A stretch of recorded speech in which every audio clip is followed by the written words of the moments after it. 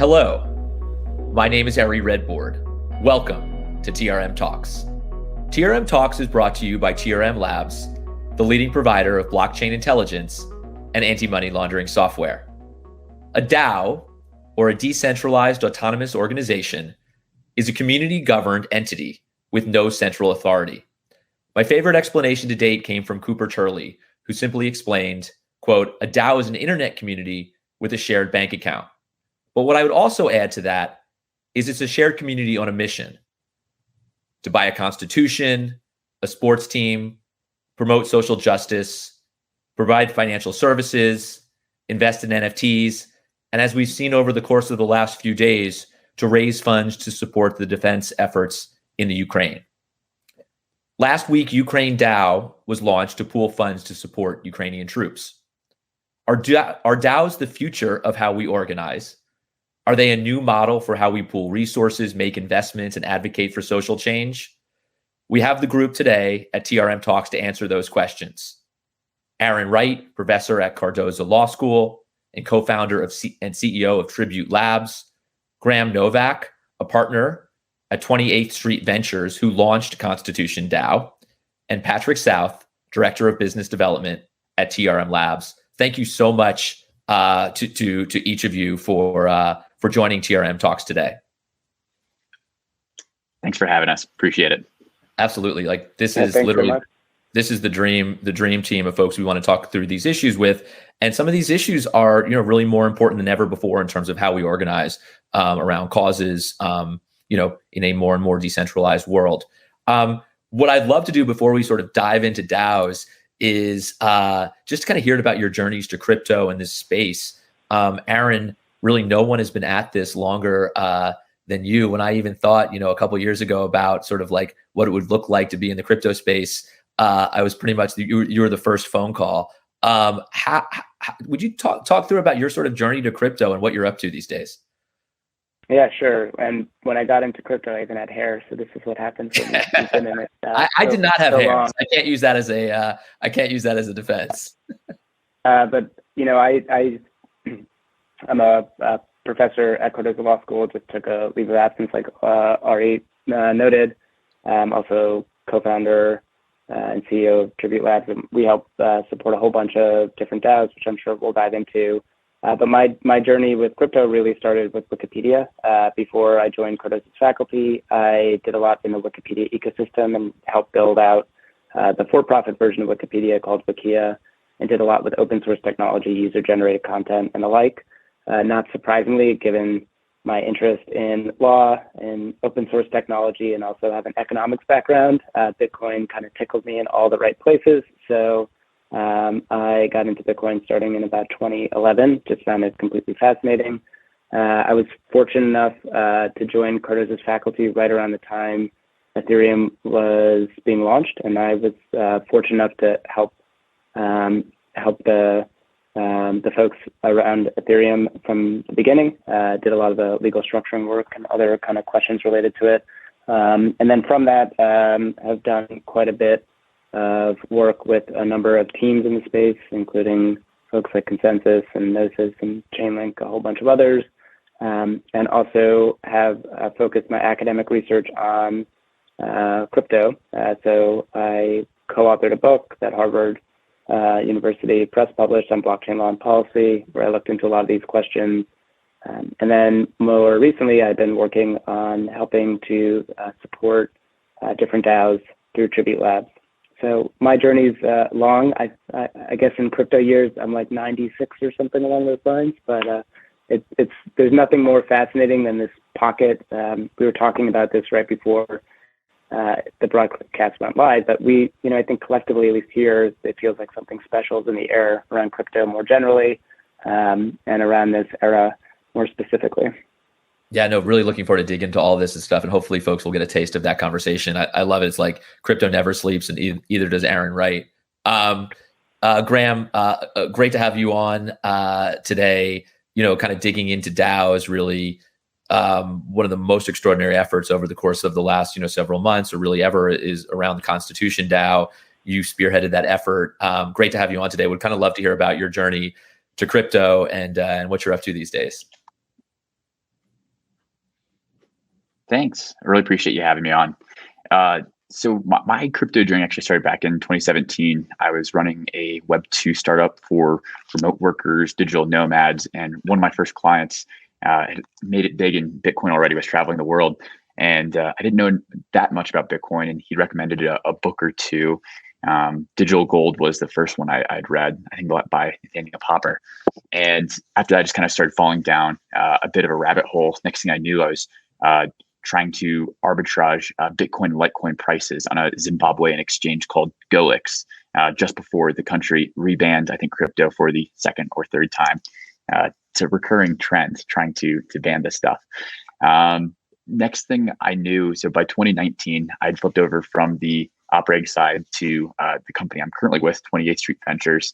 And about 4 months into working there, I sent a big, long, lengthy email that we jokingly refer to as coming out of the crypto closet.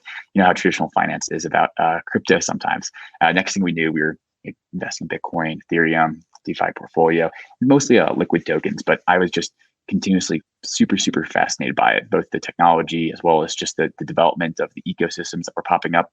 Found myself on lots of Discord servers. And one day I found myself toggling between an article about Flamingo DAO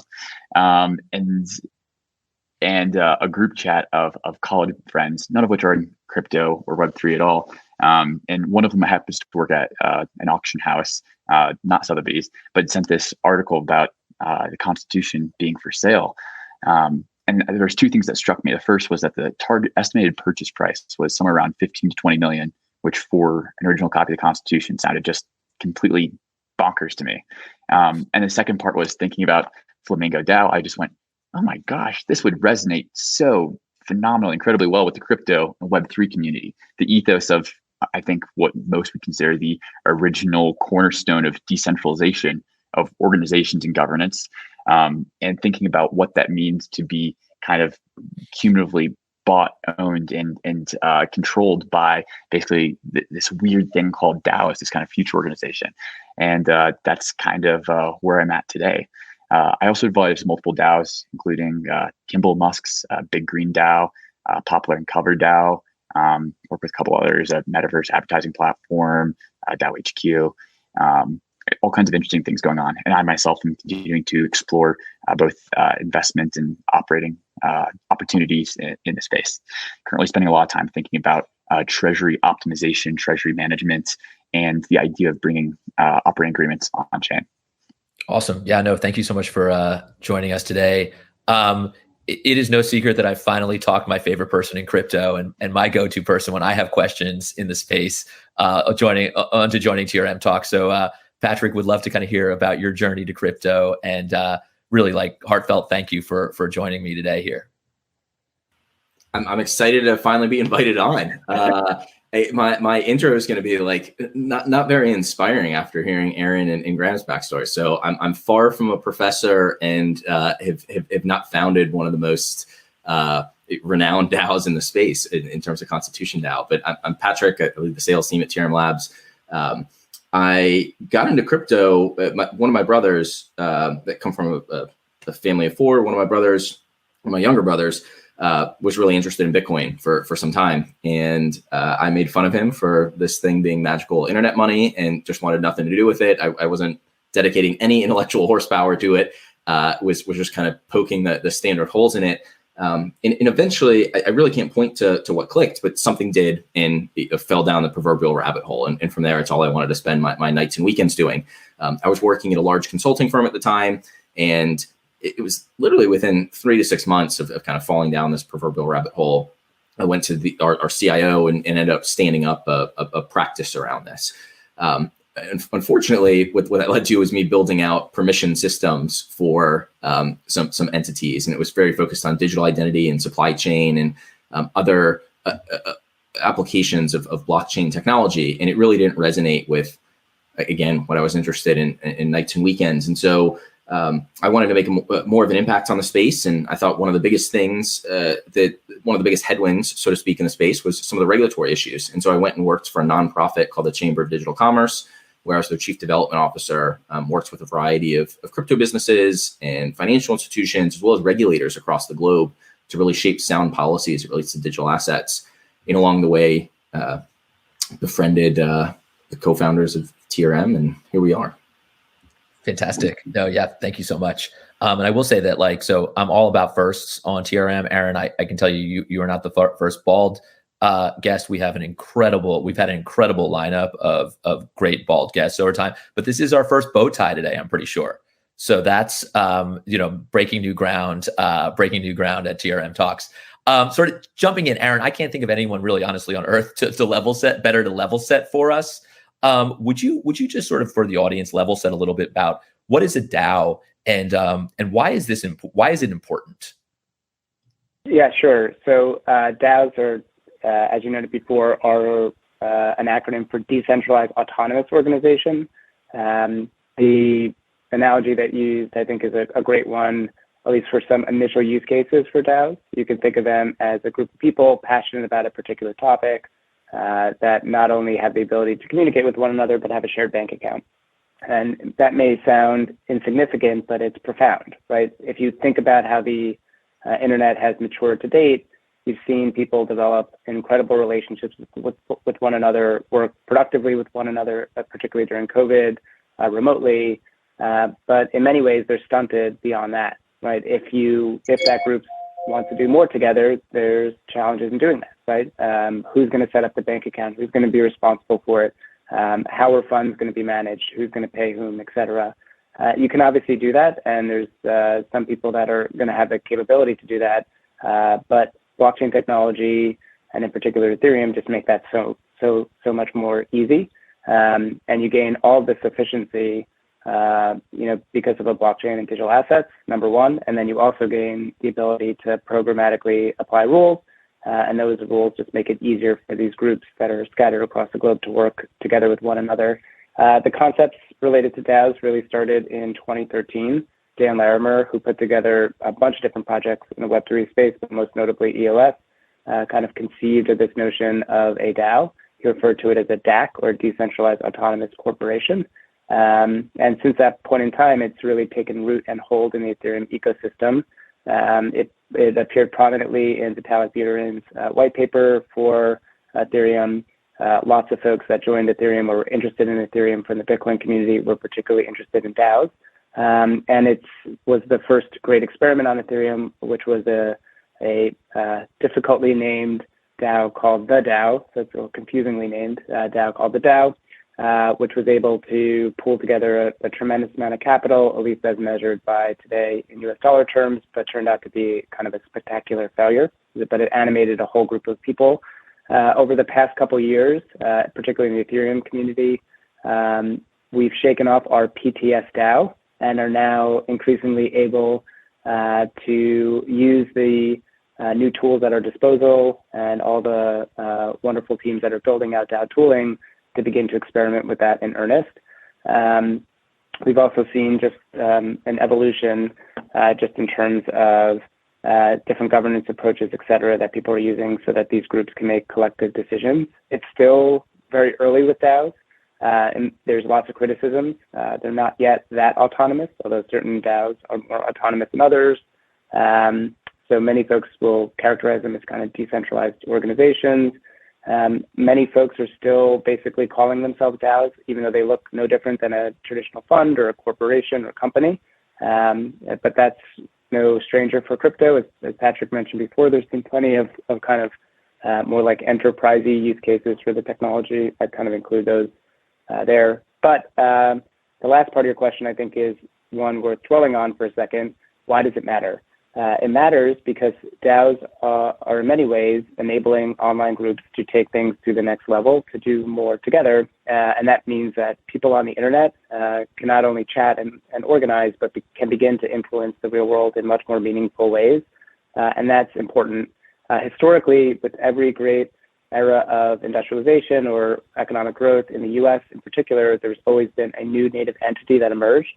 So in 1811, New York chartered the first corporations that were untethered from the state, i.e. the government didn't charter it, anybody could charter it, and that was a big deal. It was an engine for growth across the Northeast and across the U.S.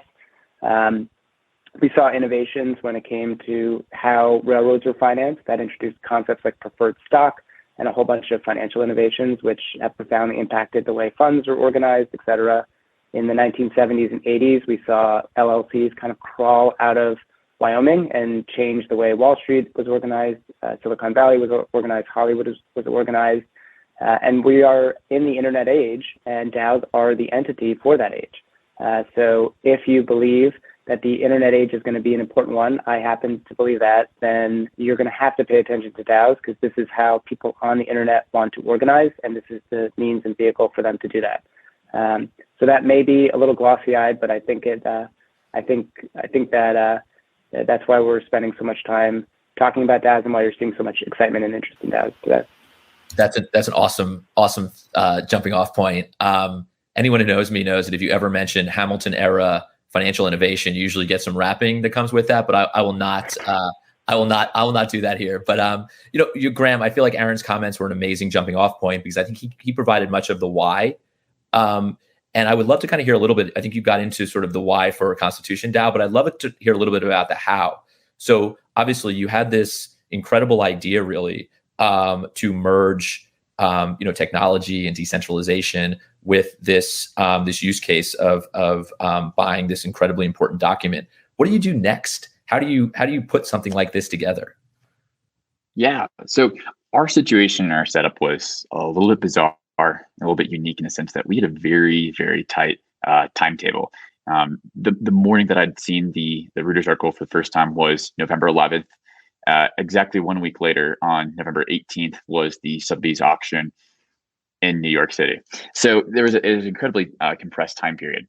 So for us, our journey might have looked an awful lot different than the way some DAOs have been formed and created. In some ways, as we were kind of sitting down and doing a little bit of retrospective thinking on it, maybe our compressed timeline in part was what actually helped us create it, is this kind of gathered sense of exigency to execute on such a quick compressed timeline. But for us, the real foundation starts with an idea, starts with dissemination, talking to other people, like minds, people who would be interested in accomplishing something pretty similar. I think what we did is we took what was a fairly complex narrative in some ways, kind of this idea of blending what is decentralized governance that started in the 1700s and what does decentralized governance mean today. It's kind of representative act of governing a copy of the Constitution. It boils down to something very simple, also very memeable. We're all going to buy the Constitution, and that's kind of this banner headline you see across Twitter and kind of these news sites and everything. So very quickly we launched a Discord, began telling people, hey, we got this kickoff call at 8 p.m. that night. We're going to launch DAO to buy the Constitution. At this time, it's like building airplane midair, and if crypto isn't enough of that as it is, this was I think that maybe times 10. All at the same time, we're trying to reach out to Sotheby's, find out what the KYC requirements are. We're trying to figure out what type of legal entities would be accepted to be bidding agents for the Constitution. We're trying to think about how to streamline the processes for actually collecting funds. We're thinking about smart contract design, existing software that's out there to be able to use and augment, preferably contracts that are already in use. So thinking through all these things at the same time, while also trying to juggle this wild, unwieldy organization of many people.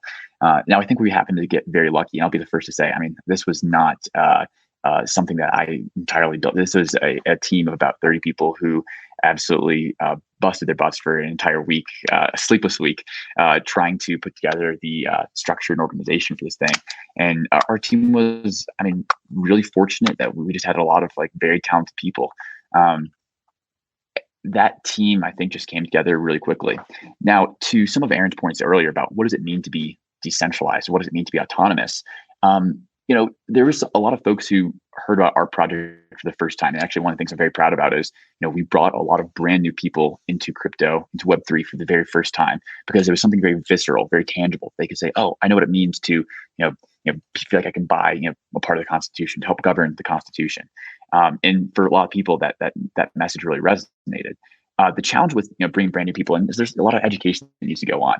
And so, one of the misnomers of everything has to be decentralized autonomous is people go, oh well, I made a suggestion to Discord. Why didn't I hear that, or why didn't that get implemented, or anything like that? And I think there's kind of this separation between decentralization in the sense of permissionlessness of anyone could contribute to this, anyone could participate if they wanted to, anyone can join the Discord as long as they follow Discord rules, things like that. Versus, what does it mean to still have some sense of streamlined operations? We still had a group of people that was taking care of the details and executing across a very fast timeline. So it's kind of these nuances that sometimes get challenging to outsiders. But when all was said and done, I mean, to talk you through like the timeline, I'd say, very briefly. So November 11th, that morning, we hosted this kickoff call. That night at 8 p.m. That night at 8 p.m. we hosted the kickoff call. It had some crypto developers, influencers, builders. We knew we had less than 1 week to do it. After about 24 hours, our Discord had over 2,000 people. We'd garnered over $3 million in soft commitments. We'd engaged Sotheby's, tried to find out the requirements to enter the auction. We had 2 or 3 different routes for building the funding mechanism. We considered things like Syndicate DAO, fundraising through Mirror, and then ultimately landed on using Juicebox. Of course, we were using Gnosis Safe as our multi-sig. The folks at Syndicate DAO were super helpful in talking through kind of the process and structuring and legal considerations.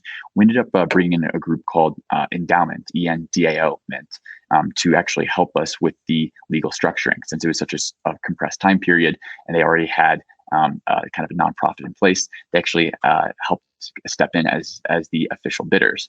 So from an official standpoint, I think this is part of what you're getting at, area, which is how does structuring actually work? We considered things like the Wyoming DAO incorporation. We considered things like just doing a standard Delaware LLC that was governed by a couple individuals who were also on the multi-sig. But ultimately, because the uniqueness of our situation, because we intended to do something charitable with the final product, we were actually able to basically be a subgroup of Endowment, and they were able to act as our bidding agents. Contributions we raised were that of donations, and people's tokens allowed them to have governance of the Constitution. Governance basically entailing what it's done with it, how it's directed, what are we doing with it.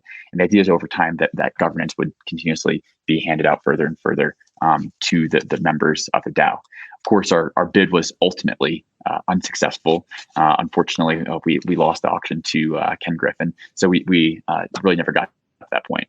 And through a lot of advice and considerations and conversations post facto, we ended up deciding to essentially a full wind down. Basically told everyone, take your money back. The way the contribution mechanism worked was for each ETH you put in, you got 1 million tokens. The refund worked the same way. You put back 1 million tokens, you get 1 ETH, or that same ratio of it. Of course, there's nothing we can do about gas fees. That's inherent to the Ethereum network, of which some people had some complaints about. It's truly, in some ways, was unavoidable. Something very interesting happened though towards the end of things, where we asked people, hey, you can take back your money, go ahead and take refunds. And sometimes in the world of crypto, the least expected scenario or the funniest scenario is sometimes the most likely. The next thing we knew, some group chats in foreign countries were, tweeting and memeing about the token, and the value on secondary markets far exceeded 10x, 15x, 20x that of the redemption value. So who's going to redeem their token when they see these secondary market prices, which just creates this bizarre dynamic for us. Yeah. That's amazing. And just so I understand that, is that just so someone it's almost like a collectible of the experience of being part of it? If it's totally wind down, like it's like just having been part of this community? So, our team was incredibly clear, like, hey, we are wind down this project. There's no more that we're going to do with this token. In fact, we actually, we sent the keys to the contract to a null address. So even if we wanted to touch the money that's in the Juicebox smart contract, we couldn't touch it if we wanted to. The funnier part, and I've actually only talked about this maybe once or twice in more public settings, and all this was actually translated secondhand. So none of this was things I'd necessarily heard firsthand. There's all these group chats that started popping up in China. We saw lots of Chinese characters in our Discord and related group chats. And when people were translating it, basically the narrative that people had started spinning was that this token, in their eyes, represented freedom, democracy, Constitution, something that isn't necessarily readily seen and experienced in China very often. And people were using it as this type of tongue-in-cheek commentary to Xi Jinping, commenting that this token, the name of it being People, was more like their People's Republic of China, not Xi Jinping's version of his communist China. And the argument they made was that because there was Ethereum locked in the smart contract, that they were viewing it as a reserve currency. Now, how much they actually believe that, I have no idea, but that was the narrative that they were spinning. It's amazing. Absolutely amazing. Just congratulations on the project all around. This is kind of a great jumping off point because, Patrick, I feel like you have a really great sense of sort of the industry writ large. Obviously, Constitution DAO is an amazing example of this space. What else are you seeing out there? Like, what are the projects that you're kind of most excited about?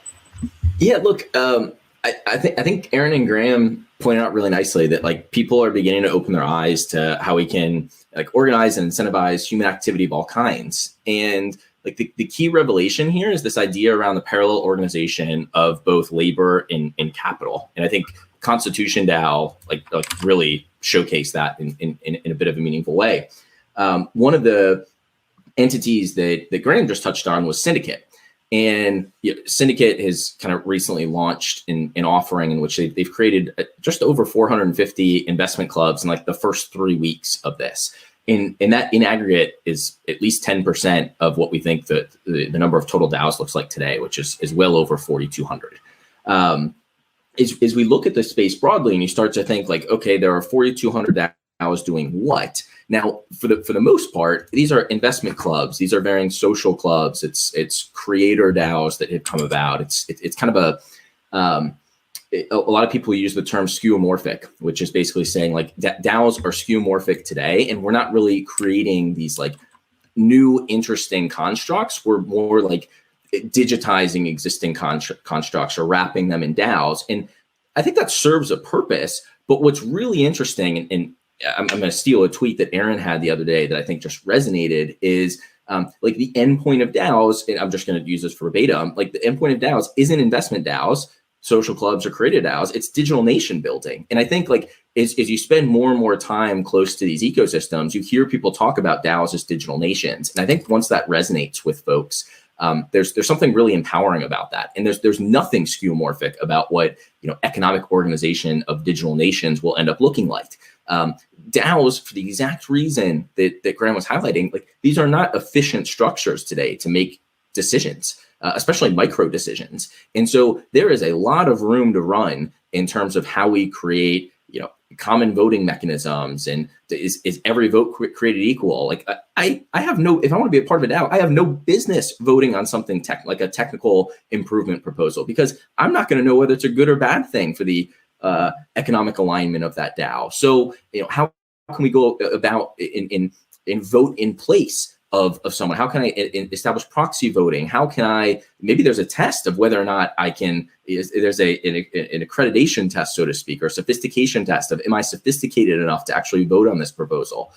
Or are there just teams in place that democratic teams that DAOs elect to run the DAO and make decisions for us? These are things that I think DAOs are figuring out the hard way right now, and the folks that are really early in the game are in the midst of this, and it's exciting to watch unfold. But I think the DAOs we see today are going to be drastically different than the DAOs that we see, 12 or 18 months from now. But ultimately, while they're less efficient, I think one thing that DAOs have proven really they're really well at is resiliency, and I think that's something that'll be long lasting in terms of the impact DAOs have on the space. Yeah, no, that's really helpful. Thank you so much. Aaron, sort of back to you for a moment. I was reading a piece as I was sort of prepping for this. And I'm just going to read, I guess this is all about quoting Aaron, since Patrick was just dropping some tweets of yours. But, I read a New Yorker piece from a few weeks ago that said, a year and a half ago, I had this thought that we should reboot the DAO in a way that would comply with US law. Would talk about that, if you could build off that a little bit for me, and then also sort of talk about maybe the legal landscape sort of in the space. And there's a great question from Matt Homer. And Matt, thanks for tuning in. It's great to see you on here. And if you could maybe weave this in too, basically sort of the question is, for someone interested in creating a DAO, would you recommend they start as a DAO from the start or convert into a DAO later on? So I think that goes to some of sort of like the creation questions around sort of like, what is the legal structure that that is most useful in sort of the DAO context today? Yeah, sure. So at Tribute Labs, we support at this point 12 DAOs. There's been about 150 to 160 million dollars worth of ether that's been contributed to those DAOs. Some of those DAOs are incredibly performant. They're outpacing the returns of venture capital funds, hedge funds, and the like. And they look like actually the future of how investing may look. And that all started about a year and a half ago, almost 2 years ago, where, again, as noted before, people were beginning to get more interested in DAOs. The tooling itself has been improving steadily. And we were finally in a position to kind of reboot some of the experiments at the technical level. And so we began to think through what would a compliant DAO look like in the US. A little bit like I think Coinbase did when it came to exchanges in the US. They began, Coinbase, Gemini, a handful of other exchanges. They began to look at Mt. Gox, understand that there's going to be an exchange model for Bitcoin, and began to think about what that would look like here in the US. What we did was anchor the DAO, which was the first DAO in our network, in a Delaware LLC. The reason that we chose to do that goes back to even before the launch of Ethereum, where there was a group of professors and technologists and other folks that were convened at MIT to think about this exact question. And that was one of the potential plausible solutions. So we anchored the DAO in Delaware. We limited the number of members to under 100 to comply with various different rules related to the Investment Advisor Act. We only opened it up to accredited investors and investors that were able to satisfy different KYC and other compliance checks. And there was no native token that was introduced. So the smart contracts basically operated as a capital account in different ways.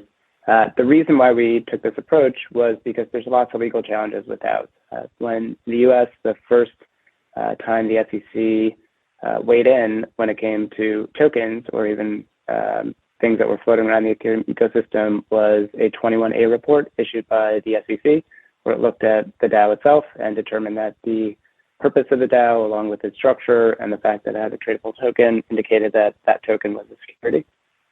And then the DAO collapsed, and that raised a whole bunch of really geeky legal questions that folks in my circle wanted to explore, which is what would have happened if this went to court. And the answer, at least in the US, most of Europe, and other parts of different jurisdictions that follow the common law, would indicate that most DAOs today, if they're unorganized, are partnerships. And partnerships are amazing. They're kind of the OG of organizations, which is amazing, but they have a couple naughty side effects. One is that they present unlimited liability for participants, number one. Number two, they don't provide for any limitation of liability. And also, if you are part of a partnership, then you are going to have fiduciary obligations or kind of heightened legal obligations to all the folks that are participating. So the framing I like to think about here is, imagine if you were in a Reddit group and you owed every single other person in that subreddit a fiduciary duty or an extra special duty. It actually makes not much sense at all. Or owing any super special duty to anybody on the internet would be a little bit terrifying. So we started with the DAO as kind of the first DAO, and then we've seen that network continue to grow over time. What we've learned, though, is that this structure with the legal wrapping works really well. It's created a hive mind. So there's no general partners in our DAOs or people that are in charge. There's no express leaders, and the decision making that these groups are engaged in just seems like it's better than expert-driven decision-making that we're seeing from more traditional vehicles.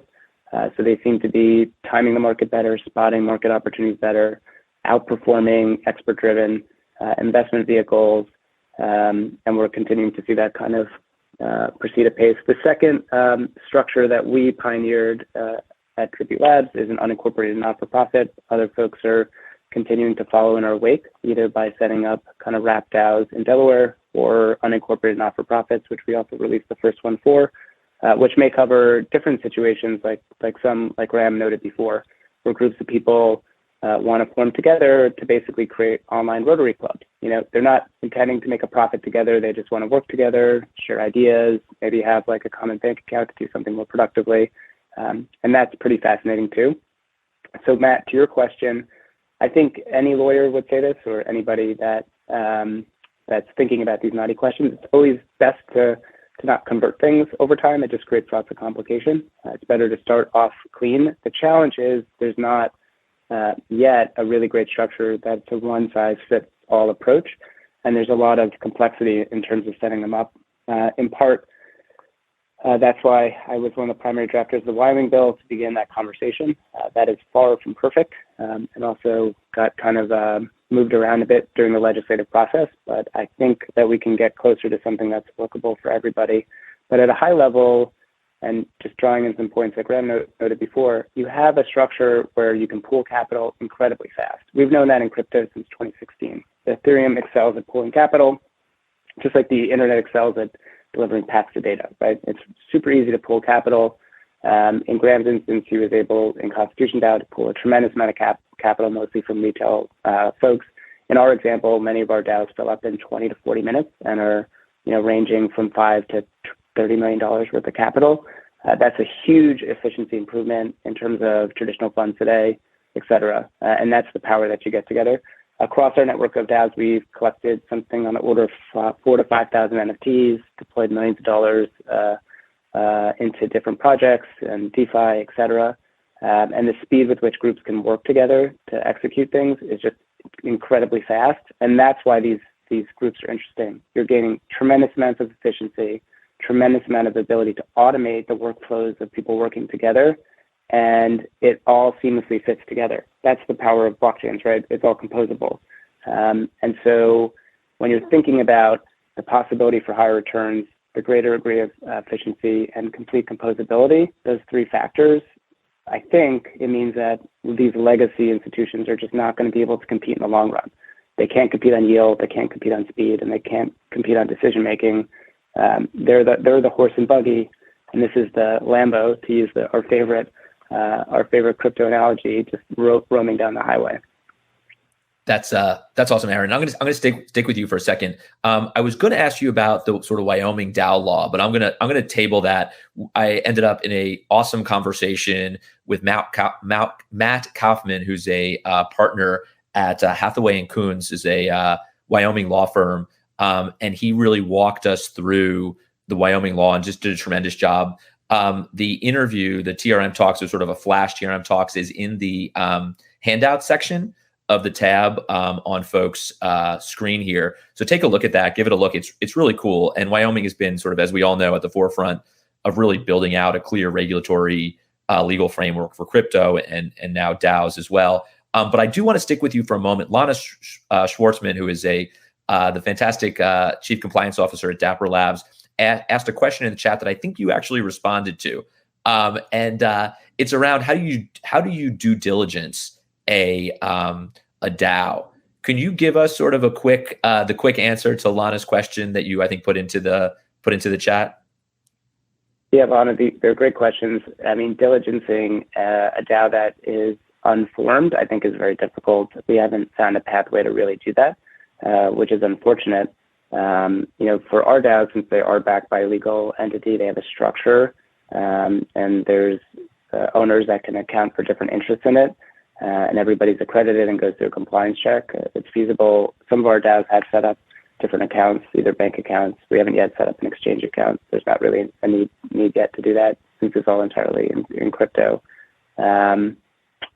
We also serve as a service provider and can sometimes fill in and are authorized by the members of the DAO to fill in some of those points to handle some of the information that may be required for compliance for other purposes.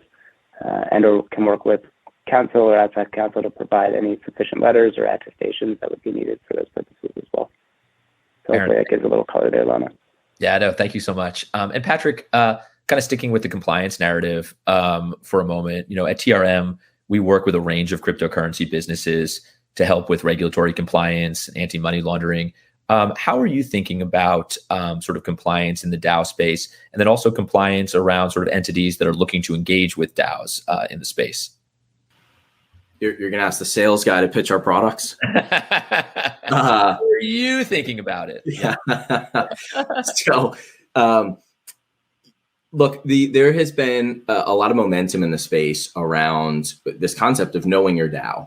And this is approached from two angles. One is a DAO yourself, as you're structuring yourself, you want to be able to identify the participants within that DAO, even if it's an investment club.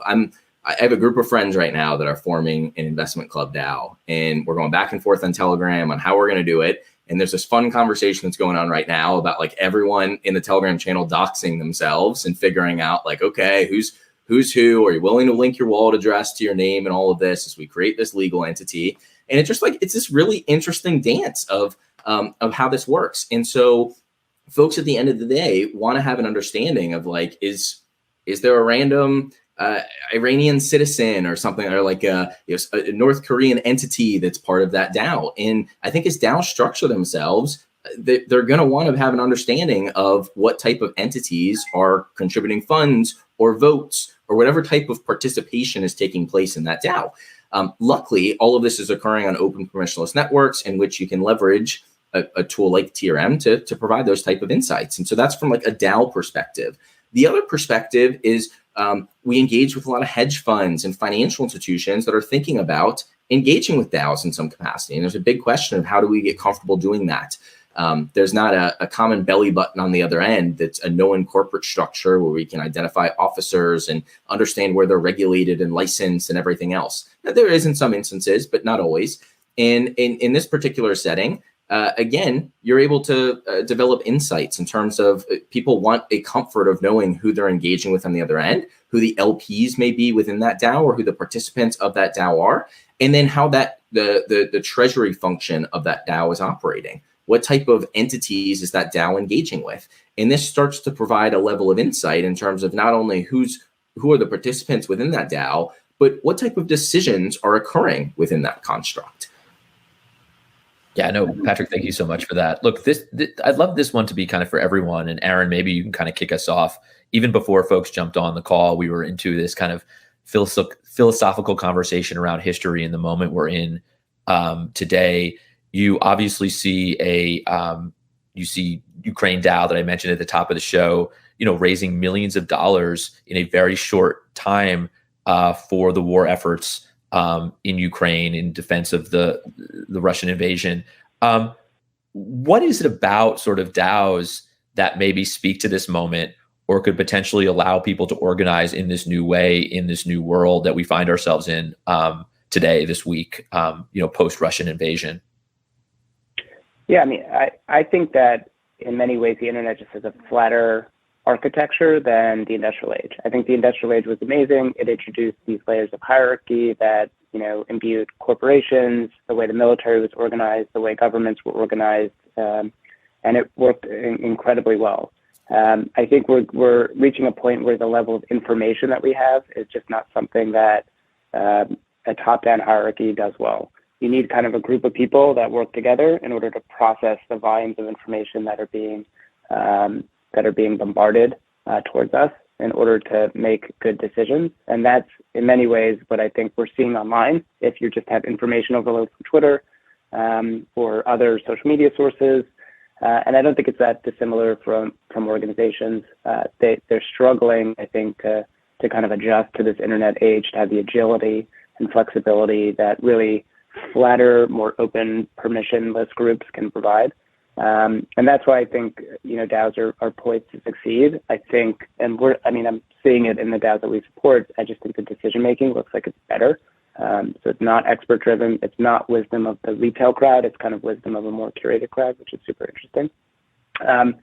And I think that that's pretty fascinating. I do think that, we are beyond the first couple innings of the internet and are starting to see its power and impact for both positive and negative emerge. On the positive side, going back to what we're seeing with ConstitutionDAO, we see the ability for people to do good things together, right? We started to see glimmers of that with projects that I've been close with, like Wikipedia, but I think we're increasingly going to see that in more and more quarters. I think the other thing that's tricky about crypto and also exciting is that in many ways, crypto and Web3, it's pretty non-binary. It blends together lots of different models. We saw this with ICOs and token sales, where people would issue tokens that somewhat looked like a security, but also kind of didn't. It was more like a license, and it kind of blended those two together. And I think we're going to see the same thing with organizations, where you're going to have models that are kind of not for profit and for profit at the same time, which is super confusing because it doesn't fit into like our binary view of the world, or groups that are kind of making investments together, but also like friend groups, like social clubs plus investment groups, which is pretty interesting. And that's just going to take some time to kind of figure out what the final shape looks like. And like Patrick mentioned before, I think the other thing that we're experimenting with here, which is exciting and also interesting, is the governance structures, right? You have everything digitally native off the bat, so you're able to experiment with new forms of decision-making. So when we started some of our DAOs, we didn't apply quorum-based voting, which is kind of shocking if you're like a corporate lawyer. If you don't have a quorum of shareholders, how can you possibly make a decision? It's almost like a minion for a religious ceremony or something along those lines. We don't operate by that. We operate via rough consensus, which means that if people are paying attention and more people say yes than no, it moves forward. So could you imagine if a corporation operated that way? If enough shareholders were participating, it would go forward. No CEO or other folks that are in charge. But that's evolved to the point where now lots of decisions are being made by literally polls and emoji-based consensus. People are like hearting or applying like different emojis to provide their sentiment, and that's firing off a whole bunch of smart contract transactions to purchase items or do things collectively. So I think we're still figuring this out, and there's other experiments like Gitcoin that are experimenting with quadratic voting or more interesting forms of ways to measure sentiment. And that to me is really exciting. We should have a place where we can kick around new ideas when it comes to making decisions and how to govern ourselves in small groups, and hopefully over time that migrates to larger groups. But I do feel like we're in a bit of the digital Wild West, this new frontier, where fortunes are being made, and I'm sure at some point fortunes will be lost. We're roaming into the metaverse, and that's where the collective will and energy and excitement is. And I, for one, think it's welcomed, and we'll learn a lot from it and be better off in the long run because of it. Thank you, Aaron. And Graham, just kind of a slight riff on this question, and that is, obviously, I think you sort of talked about, you immediately saw the Constitution at auction, and you said this would be a important thing to organize around. Obviously, I remember a couple days ago, right before the invasion, or right after the invasion, I saw Jake Chervinsky tweet something like, "So when are we going to see Ukraine DAO?" And within a couple hours, it was there, and it struck me because it was obviously such an important mission. Can you talk a little bit about sort of like, the thought around the mission and why it's so important to the process, and maybe relate it a little bit back to sort of what's happening with Ukraine DAO at the moment? Yeah, I think when it comes to missions around DAOs, it needs to be incredibly clear, concise, and easily communicable what exactly it is. Like I said, that banner headline of "We're all gonna buy the Constitution" was very straightforward. Everyone understood what that meant intuitively. In the case of Ukraine DAO, it's very straightforward: defend and support, the people of Ukraine. And so when people are able to rally behind something that's very simple and straightforward, I think it's easier to get that like large, massive support. To some of Aaron's points earlier, the whole power behind DAOs and what they're doing right now is being able to kind of remove some of these intermediaries. If it were the case of if we were trying to emulate Constitution DAO, but in the context of Web 2, what would that look like? People sending a bunch of money to a specific bank account, trying to coordinate that, create a legal structure around it, or potentially something like Kickstarter. Well, what happens when you have an organization that chooses to not approve that funding or not allow that to go through? By removing intermediaries, by removing middlemen, you're allowed to do types of direct contributions, which is fascinating and in some ways also challenging. The thing that I think was most exciting for me about Constitution DAO is I think there's a lot of people who realized, oh my God, there's a way to pool money and assets for shared public goods and resources in ways that we haven't quite done before. And kind of in the wake following Constitution DAO, all kinds of people said, okay, what else could we use this for public goods or philanthropic purposes? And Ukraine DAO would be a great example of it. Now, clearly the question that has to be top of mind for people is, where are these funds going? Is that where I want them to go? Are they going to be allocated appropriately? And these are things that we have to wade through in real time. obviously we can do so many checks as to verify that the addresses are valid, and that people from the government themselves confirm that they're going to a credible source. You can do some type of chain analytics to see if that wallet address has had a history of questionable things. So there's all these things that you can do to try to validate what you're doing, to know that's still safe and secure.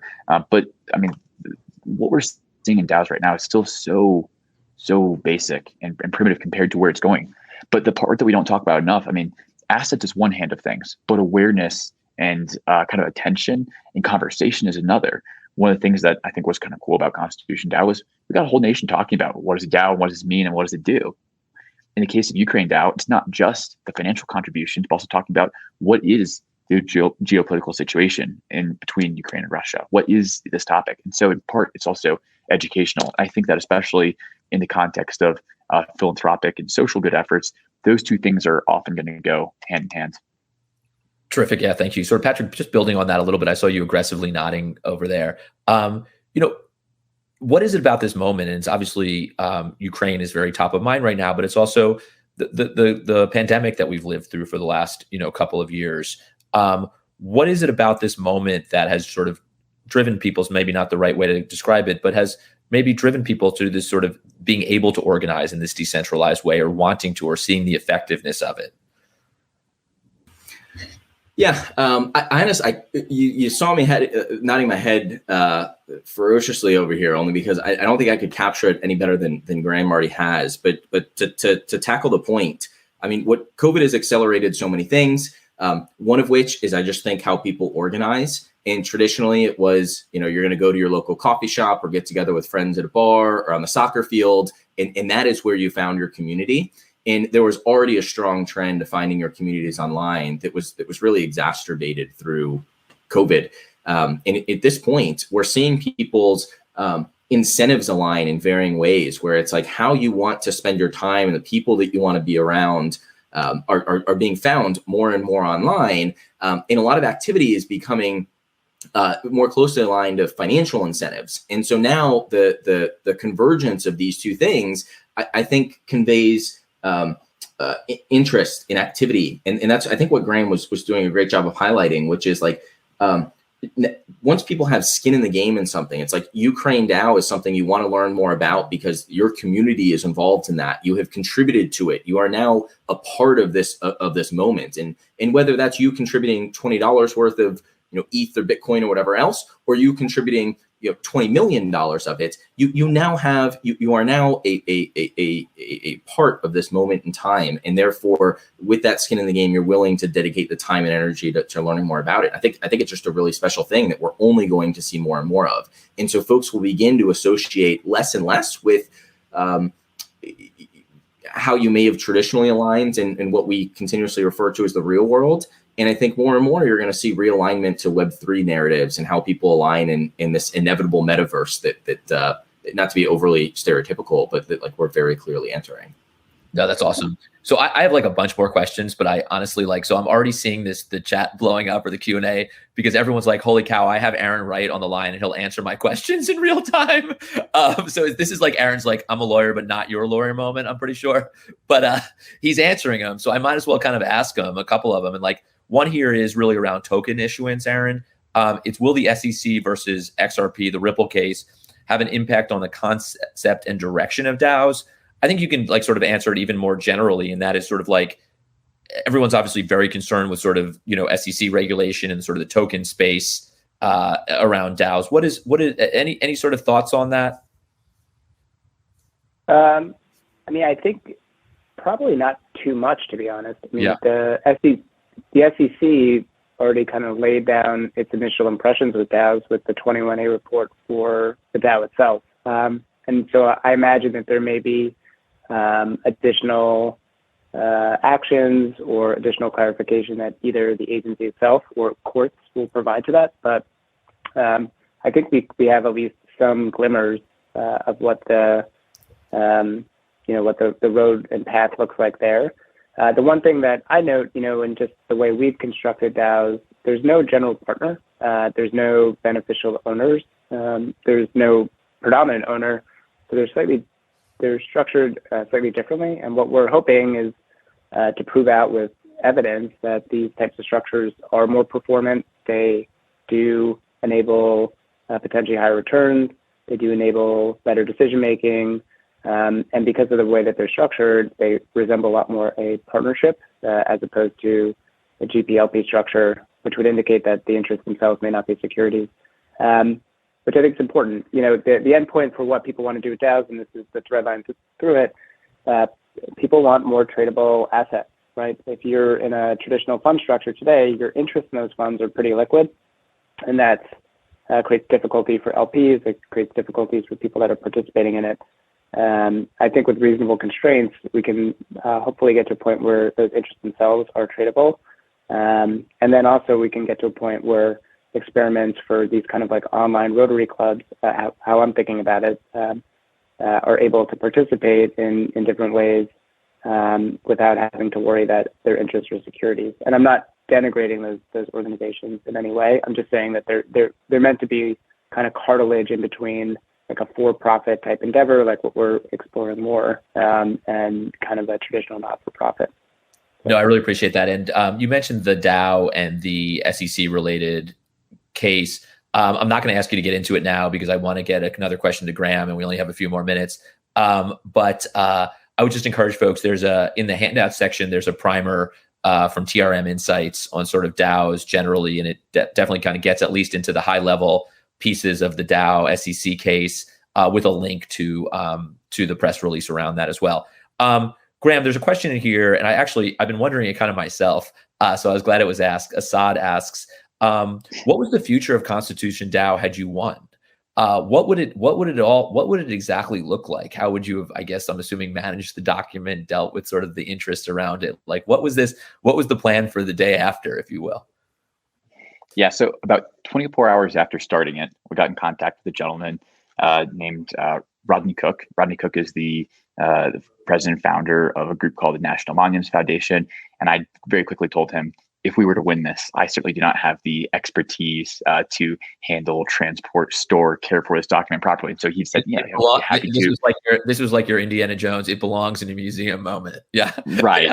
Yeah, and I was like, I should not be the one picking this up. We should have professionals for this stuff. So he very kindly offered his services. And there's a number of folks who also kind of support us along the way.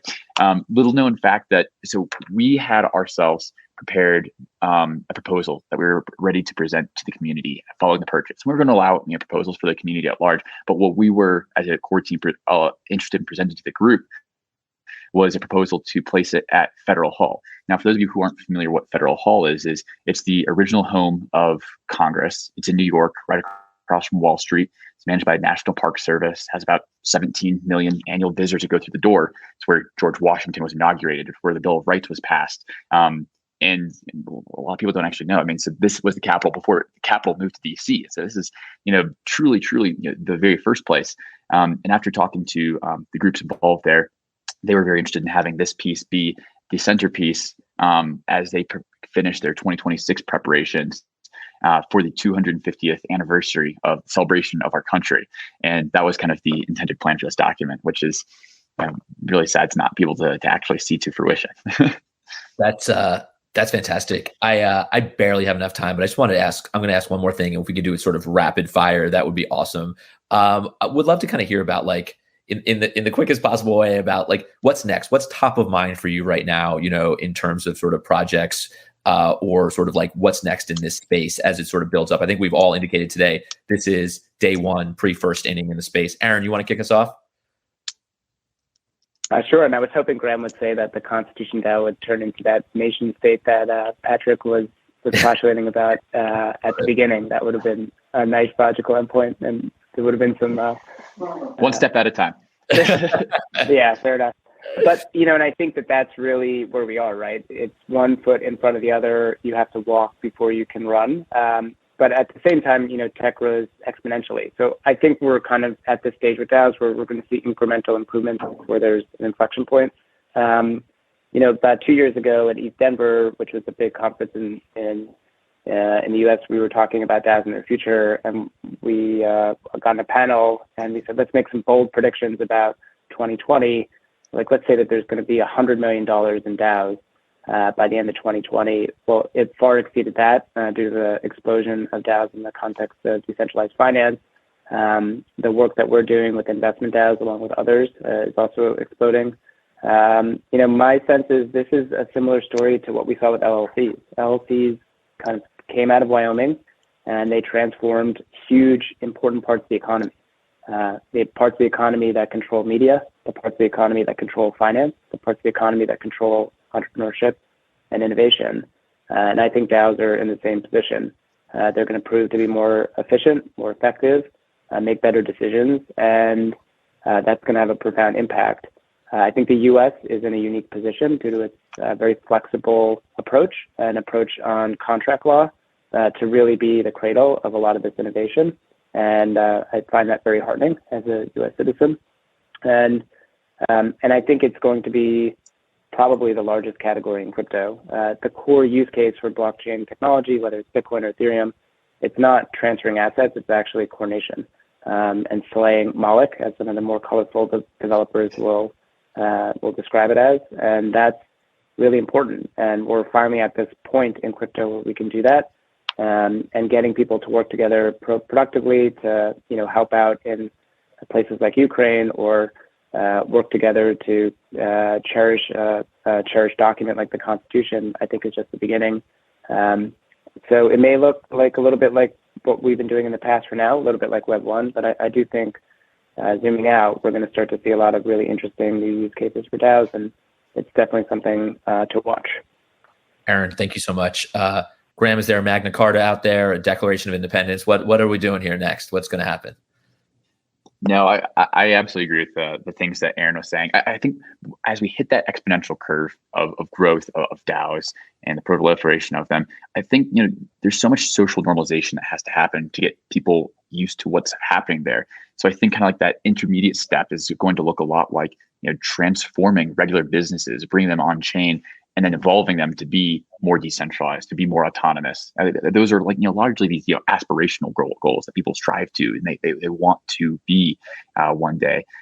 And I think when people realize some of the benefits that Aaron and Patrick highlighted about how can we make decisions better with these hive-like minds? Can we organize things faster with less intermediaries? Can we be more efficient? Can we bring in better talent in these ways? And the answer I think is resoundingly yes. For myself, I'm just very interested in the space of what does it look like to bring these organizations fully on chain? What does it mean to have an on chain operating agreement, and what does that mean as that evolves in a skeuomorphic fashion? And I think fascinated as everyone else is to see where it goes.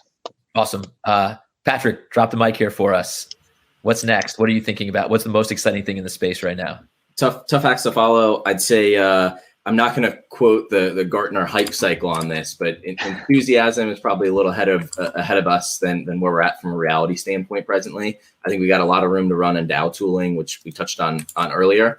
But where I'll land is a lot of this conversation has been about building infrastructure to bridge the real world with Web3 or vice versa. And I know Graham's working on some fun stuff around that.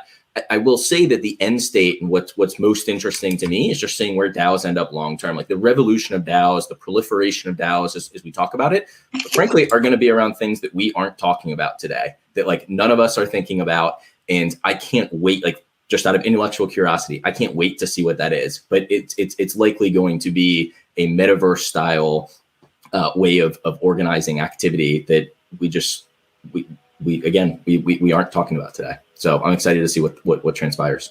Awesome. Excited too. And guys, I really can't thank you enough. This is the perfect panel to talk about DAOs, the future of how we organize, and just really grateful for you guys joining TRM Talks today. So thank you so much. And to kind of everyone else out there, check out the handouts tab, subscribe to our newsletter, because if you want to know what's next, that's where your cutting edge content is. Follow us on LinkedIn and Twitter, and definitely follow these guys. I've learned so much from following them on social media as well. So stay tuned for the next TRM Talks. And until then, thank you all of you out there for working with us to build a safer financial system for billions of people. Have a good day, and thank you, everybody.